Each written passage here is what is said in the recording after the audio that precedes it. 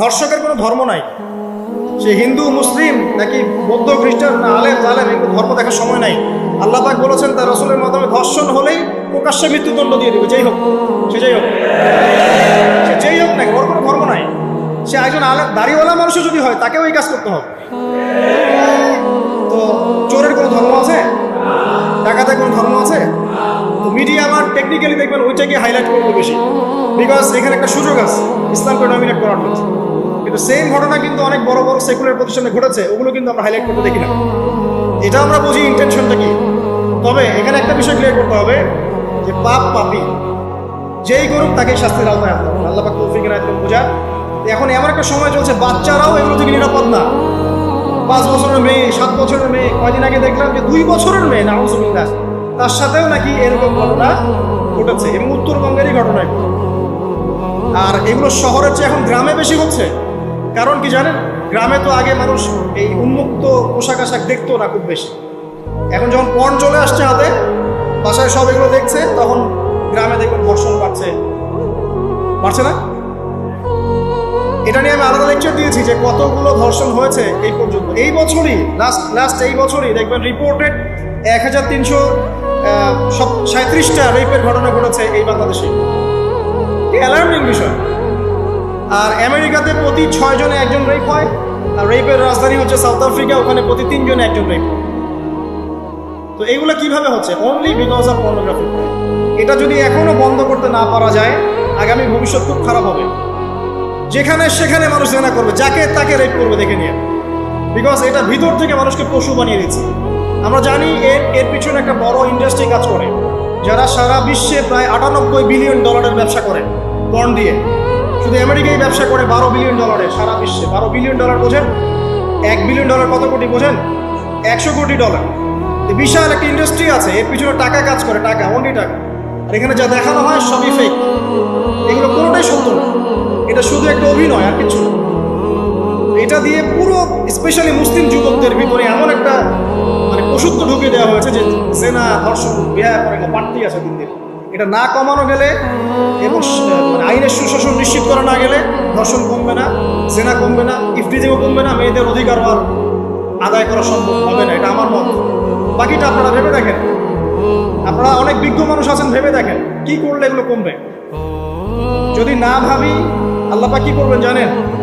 একটা হাদিস বলি না, যায়নাব বিনতে জাহাশ রাদিয়াল্লাহু আনহা তিনি বলছেন, ইয়া রাসূলুল্লাহ সাল্লাল্লাহু আলাইহি ওয়াসাল্লাম, আনুহলিকু ওয়া ফিনা সালিহুন, আমাদের মধ্যে সৎ লোক থাকা অবস্থাতেও কি আমরা ধ্বংস হয়ে যাব?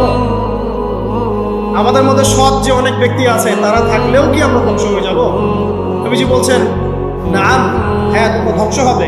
ইযা কাসরাতুল খাবাস, যখন নোংরামি, অশ্লীলতা, বেহায়াপনা বাড়তে থাকবে, আলেম জালেম সব ধ্বংস। তা আমরা আমাদের স্বার্থেই কথাগুলো বলবো, কারণ আমরা যদি এগুলোকে প্রতিহত করতে না পারি তাহলে আমাদের বাড়িতেও এই ফিতনা ঢুকে আসবে না? আসবে। দেখে নিয়েন, আল্লাহ পাক বোঝার তৌফিক এনায়েত করুন, আমিন। কওমে লূতকে আল্লাহ পাক কি করেছেন? সুন্দর বালকের রূপে এই জিবরাইল আর মিকাইল আলাইহিস সালামকে পাঠিয়েছেন। এখন লূতের লোকরা বলছে যে তোমার ঘরে যে মেহমান 2 জন এসেছে ওদেরকে আমাদেরকে দাও। বুঝতে পারেন নাই?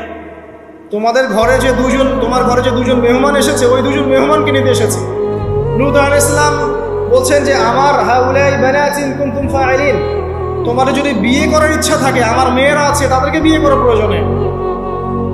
একজন নবী তার মেয়েকে বিয়ে দিতে যাচ্ছেন, তাও তোমরা এই পথে যেও না।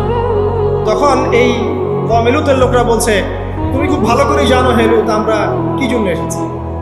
তখন তিনি বলছেন, আলাইসা মিনকুম রাজুলুন রাশীদ, তোমাদের মধ্যে কি একজনও ভালো মানুষ নাই?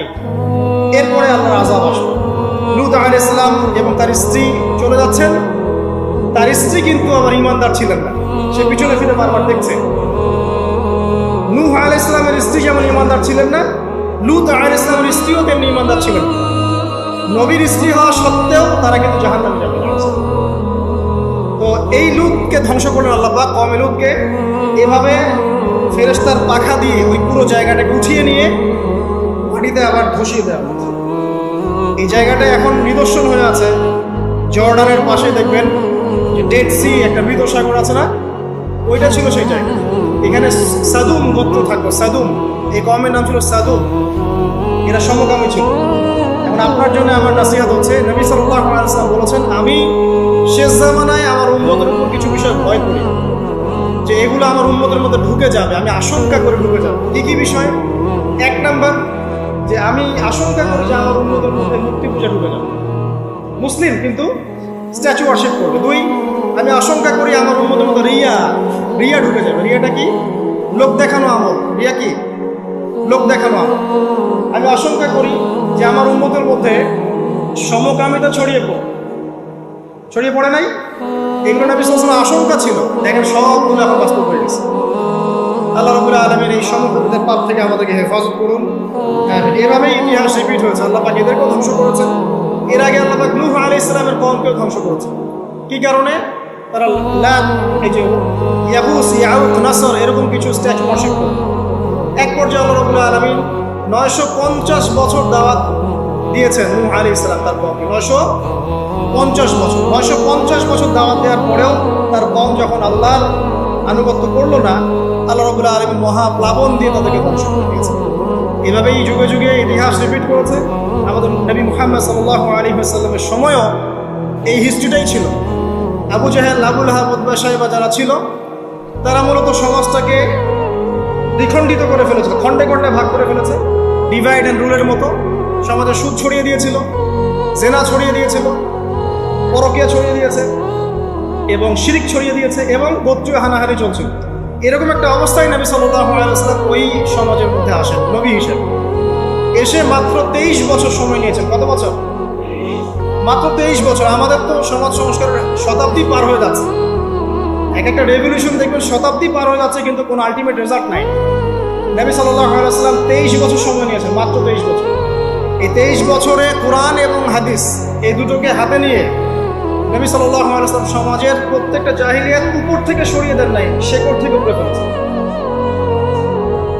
তবে তিনি যখন ইসলাম প্রতিষ্ঠা করে দিয়ে চলে গেছেন, খোলাফায়ে রাশেদার যুগ চলে গেছে, তারপর উমাইয়া খেলাফত এসেছে প্রায় 100 বছরের মতো, পরে আব্বাসীয় এসেছে প্রায় 550 বছরের মতো, আস্তে আস্তে ফাতেমিরা এসেছে, এদিকে কর্ডোবার, স্পেন, আন্দালুসি উমাইয়া শাসন ছিল, উসমানীয়রা এসেছে। এভাবে ইতিহাস চলেছে দীর্ঘদিন, প্রায় 1400 বছর।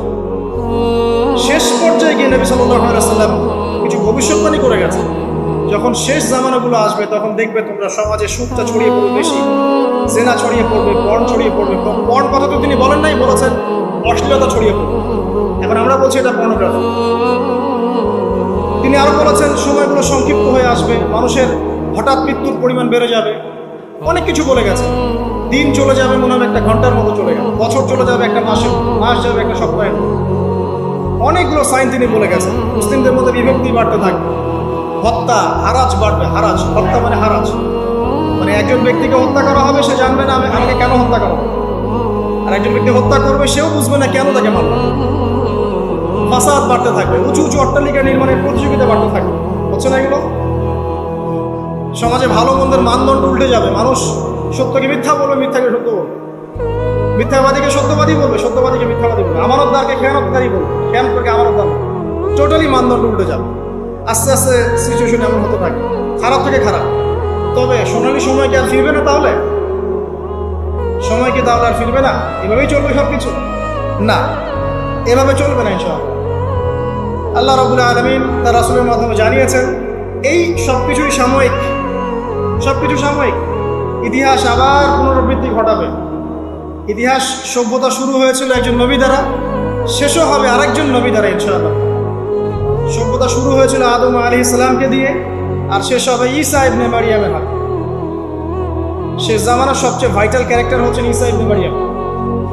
ইমাম মাহদী নন, ইমাম মাহদী সবচেয়ে ভাইটাল ক্যারেক্টার নন। সবচেয়ে ভাইটাল ক্যারেক্টার হচ্ছে ঈসা ইবনে মারিয়াম।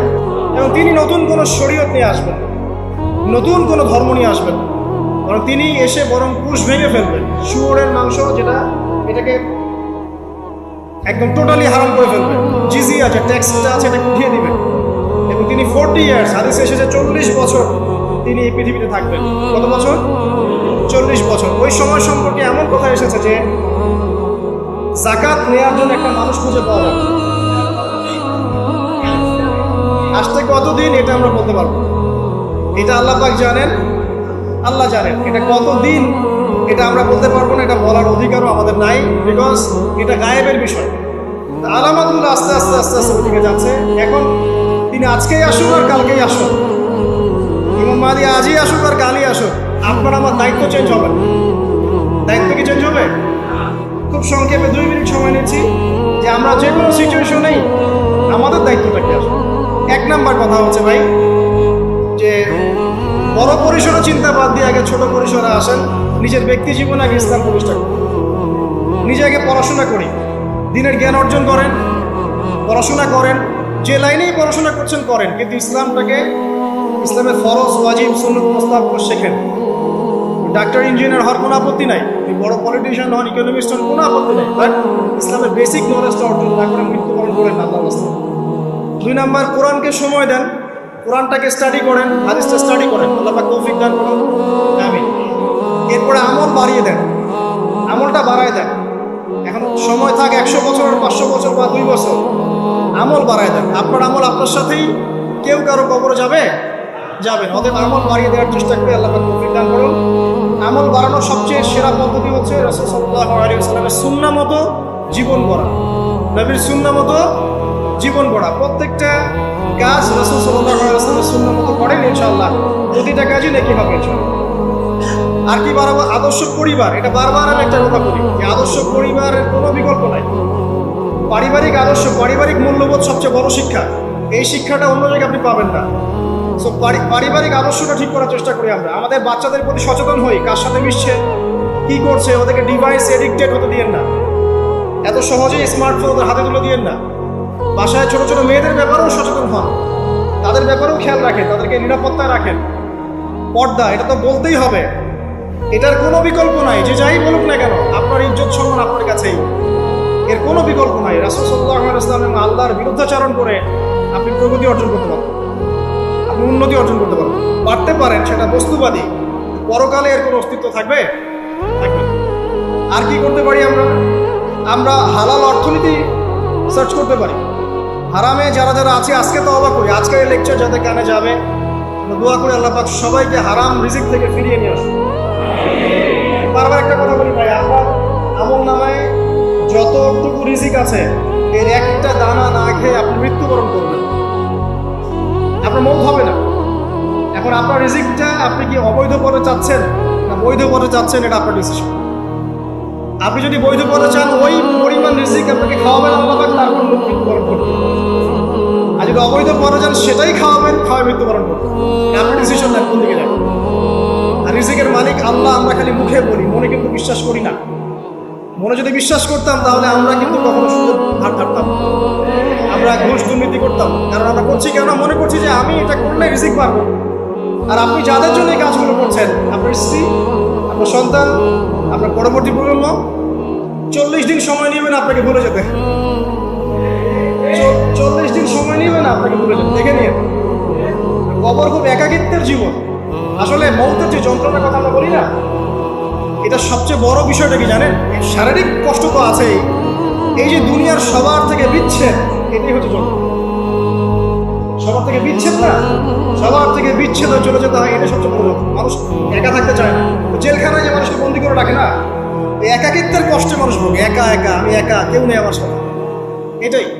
এর উপর যদি আবার টর্চার করা হয়, রিমান্ড দেওয়া হয়, তাহলে কি অবস্থা হবে বলুন?